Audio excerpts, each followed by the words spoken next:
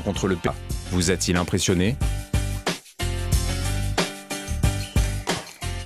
L'homme des dossiers à ma droite, Xavier Barret, a sorti ses fiches, des fiches bien remplies. J'ai l'impression qu'elles sont pleines de statistiques. Je vais vous donner la parole en premier. Est-ce que ce Barça vous a impressionné ? Oui, parce qu'il faut rappeler une chose, c'est que le match de poule à Newcastle, ils l'avaient gagné 2-1, ils avaient eu du mal.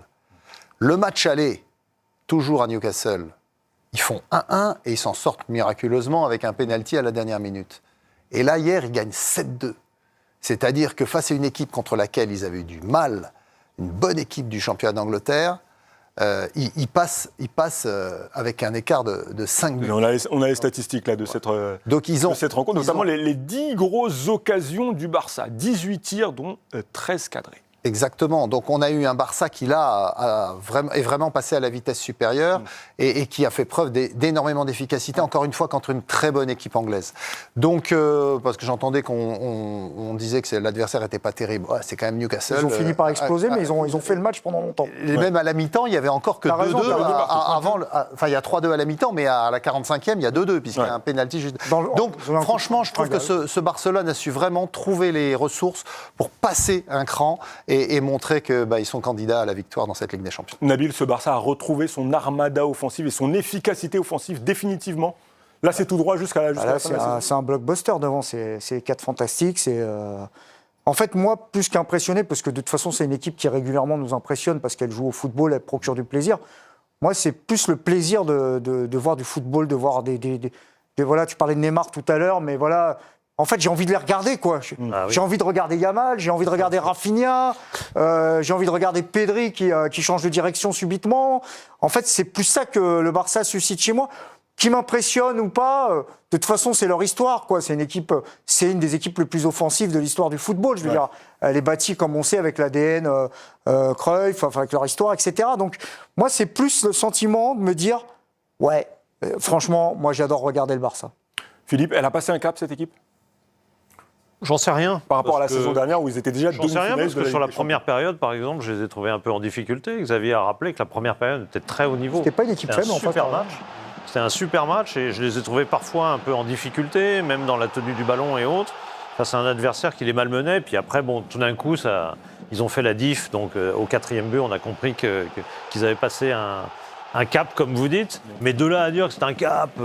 Vous savez, moi, cette expression match référence, je ne sais toujours pas ce que ça veut dire.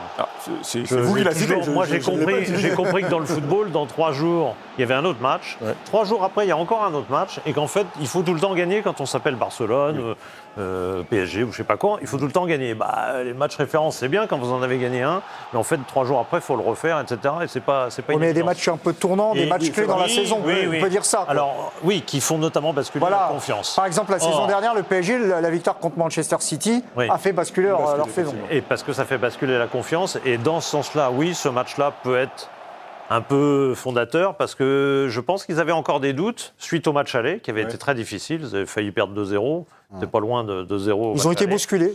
Et dans la première période, c'était hyper tendu. On sentait même le public un peu tendu. Tout le monde était un peu sur le... Donc évidemment, se libérer comme ça et marquer 7 buts, ça fait forcément du bien. Oui. C'est fort. C'est très très fort. Et Elton, est-ce que ce Barça peut aller au bout compte tenu de l'adversité qui reste à ce stade de la compétition en Ligue des Champions ? Le Bayern est supposément plus équilibré que ce Barça. Le PSG est présent et Arsenal également. Oui, par rapport à la composition notamment de son tableau, ils vont affronter une vieille connaissance, l'Atlético de Madrid. Oui. Ils ont perdu en demi-finale de Copa del Rey. En Copa, c'était pas facile. Hein. Ils ont perdu en demi-finale de Copa del Rey. Mais après, c'est surtout une équipe qui, à mesure où elle va avancer dans le tableau final, elle va prendre confiance. Et elle va prendre confiance à travers des individualités qui adorent notamment ces fameux grands matchs. On parle quand même d'une équipe qui, cette saison, a passé 3 buts au Real Madrid en Supercoupe d'Espagne, a passé à 2 reprises 3 buts face à Atlético de Madrid. On a passé 7 à Newcastle. Et donc, c'est aussi une confiance parce qu'aujourd'hui, du côté du Barça, on parle aussi de ses points faibles, notamment cette animation défensive qui peut être poreuse à juste titre.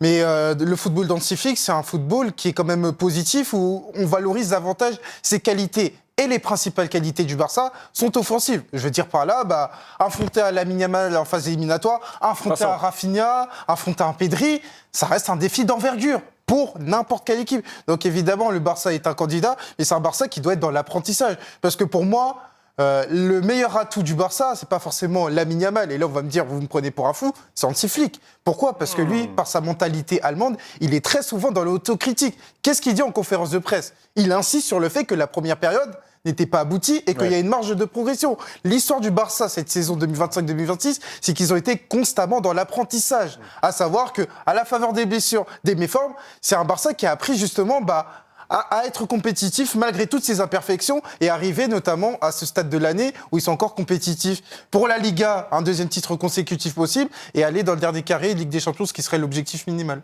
Le Barça d'Hansi Flick, vous pourrez le voir ce dimanche. Ce dimanche, match face au Rayo Vallecano. 29, ce sera dimanche sur Canal+. Pas du sondage. Le Barça vous a-t-il impressionné face à Newcastle ? Oui, à 63%. Donc, les gens aiment le foot. Oui, effectivement, c'est assez logique. Non, mais c'est ce qu'on a. Ouais. Ça se regarde, ça se déguste. Quoi. Exactement, ça se déguste. C'est très bien dit. Sans préciser s'il allait prolonger ou pas, Hansi Flick, donc l'entraîneur du Barça, a dit eh bien, ce sera mon dernier club. Tu chips ou pas, Xavier Barret? Alors non, parce que quand on parle du Barça, évidemment, je ne chippe pas. Et puis Hansi Flick, c'est un entraîneur qui a complètement relancé le Barça avec les résultats qu'on connaît. Donc je comprends qu'il ait envie de poursuivre cette mission à Barcelone, même si c'est pas toujours évident parce qu'il y a une grosse pression et que le contexte économique fait que sa mission est pas évidente. Il peut pas avoir les joueurs qu'il veut, mais il peut s'appuyer sur la Masia, qui est quand même un centre de formation prolifique, et il arrive à les faire grandir ensemble. Son dernier club, après c'est son choix à lui, il a déjà effectivement entraîné le Bayern, la sélection allemande, quand vous arrivez à Barcelone, après vous pouvez faire quoi ? Il ne va pas aller au Real Madrid, donc oui, ça peut se comprendre, mais qu'il continue comme ça à Barcelone. Ouais. Et puis il a 60 ans, peut-être qu'il ne veut pas entraîner jusqu'à 70 ans comme certains. Aussi. On va voir si vous avez autant d'empathie pour notre prochain personnage, c'est Neymar. C'est Xavier qui l'a dessoudé la dernière fois. Qui n'a pas caché sa déception suite à sa non-convocation par Carlo Ancelotti. Et évasif, il a dit qu'il était au crépuscule de sa carrière, qu'il n'en aurait plus pour longtemps. Tu chippes ou pas, mon très cher Philippe Doucet? Ah non, on ne peut pas chipper sur Neymar. Neymar, c'est un... Je suis surpris d'ailleurs que les gens le considèrent à force. C'est vrai que ça fait plusieurs mauvaises années qu'il traverse, donc je peux comprendre. Mais les gens enterrent un joueur qui a été merveilleux pendant une dizaine d'années. C'est déjà pas mal.